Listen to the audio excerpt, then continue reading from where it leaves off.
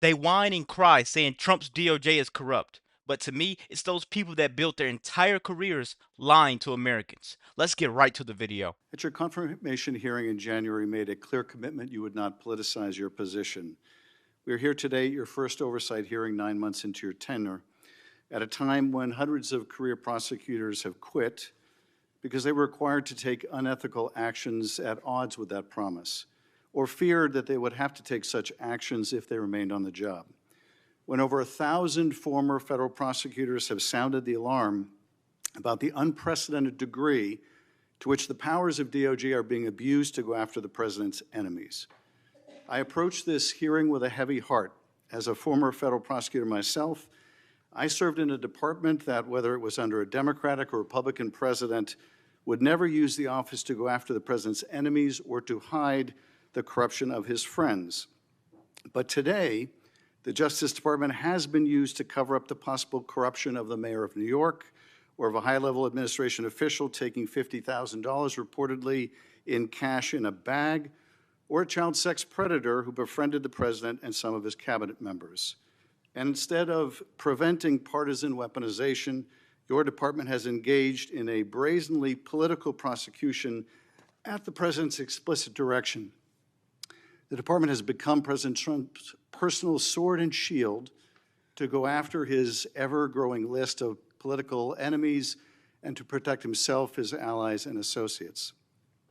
My question is, Guys, it's really weird to me how once justice points in their direction, they call it the weaponization of the government. You know, but they're going against Republicans, they give it a fancy name, right? He's a threat to democracy. He's a threat to Americans. It's funny that I don't mean to pause it so early, man. therefore, focus on these two themes: hiding the corrupt acts of his friends and prioritizing the political prosecution of his enemies. So let me start with the shocking allegations of bribery and pay to play. 2 weeks ago, 4 major media outlets reported that Tom Homan, the president's top deportation official working in the White House, took $50,000 in cash in a bag from undercover FBI agents in September 2024, just over a year ago.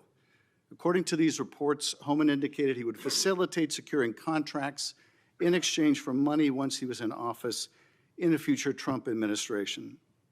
Reportedly, this exchange was caught on tape. Rather than pursue this investigation without fear or favor, the department and the FBI under your leadership or that of your predecessor before you confirmed quietly shut it down. Once news broke, your deputy and FBI director issued a joint public statement confirming that the Trump administration closed the investigation. White House Press Secretary Caroline Leavitt denied Homan took the $50,000, telling a reporter, quote, "Mr. Homan never took the $50,000 that you're referring to, so you should get your facts straight."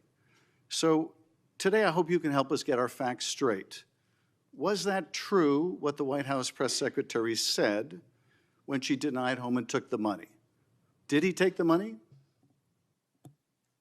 Senator Schiff, as I stated earlier, I was not in office. I was not confirmed when that was handled. So does that mean Deputy Attorney General Blanche and Director Patel said that there was no evidence that Tom Homan committed a crime. Yet now you're putting his picture up to slander him. No, I'm putting, as his, much I'm as you putting his can. picture up showing an interview he gave with, I think, Fox, in which he was asked explicitly about these allegations that he took a $50,000 bribe, and he refused to answer. He said he didn't answer the question whether he took the money, so I'm asking you the question. Did he take the money? Senator Schiff, I answered that question multiple times. And frankly, you know. Well, I don't think, with respect, I don't think you did. But in case I just didn't hear you, what is the answer? Did he take the money?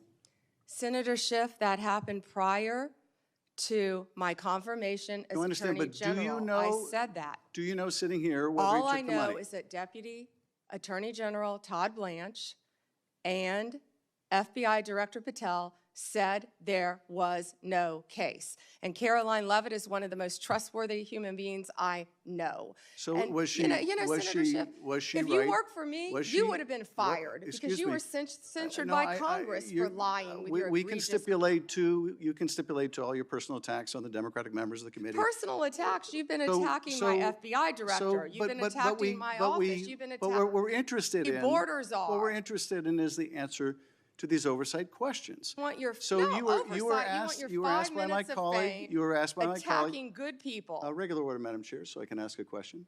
You were asked by my colleague from Vermont whether you will support providing a video or audio tape, if it exists, of Mr. Holman taking $50,000 in bribe money from the FBI.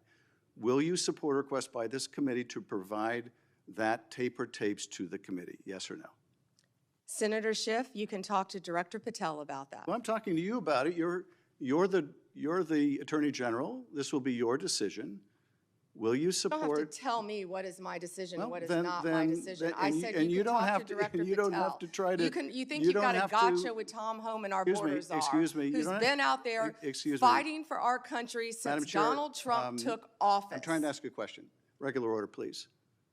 And you don't have to defer to the FBI director to pass the buck. So I'm asking you, will you support a request so that the committee, or indeed I believe the American people, should be able to see that video or audio tape? Will you support that request? Will you apologize to Donald Trump So for trying to I impeach guess the answer him is you won't support that after request. you now know that So Joe let me- Biden tried let to me cover up do Hunter this. Biden's involvement with Excuse me, Ukraine? let me So really quick, that this makes me so mad that the same thing that Adam Schiff did when Cash Patel was giving him questions, he didn't want to answer anything. He didn't want to answer anything. That she's doing the same thing, to get up underneath his skin because he thinks he's so above the law, and once the law comes for him, he could just turn his other cheek.